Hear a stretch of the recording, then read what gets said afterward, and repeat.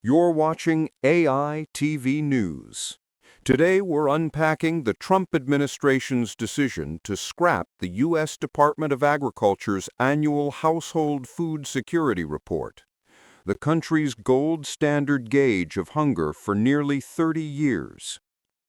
For 3 decades, under both Republican and Democratic presidents, the USDA has surveyed tens of thousands of households and published one clear number: how many Americans struggled to secure enough food. Governors, mayors, and members of Congress use that data to set benefit levels for SNAP, to fund school meal programs, and to track whether policy choices are working. But on September 20th, the administration announced that the report scheduled for release next month will be the last. After that, the survey ends. Why pull the plug now? The USDA says the report has become overly politicized, calling its methods subjective and its results misleading. Officials point to lower poverty rates, rising wages, and strong job growth as evidence that hunger must also be falling. They argue that newer, more timely and accurate data sources will take the report's place, though they haven't said what those sources are. The timing has raised eyebrows.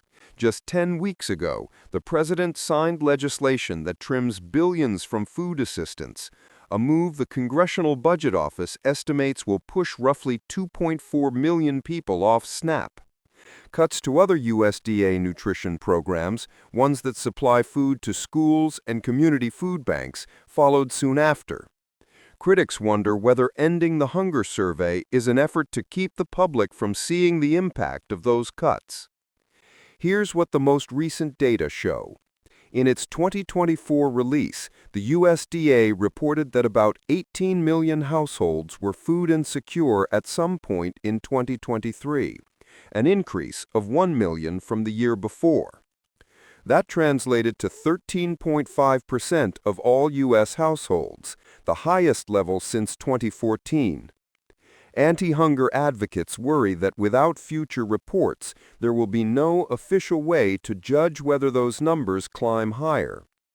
Policy analysts reject the claim that the survey is redundant.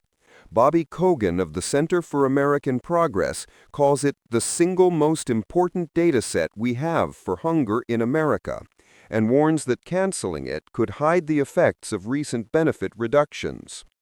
Some observers go further, comparing the move to tactics used by governments that suppress unfavorable statistics.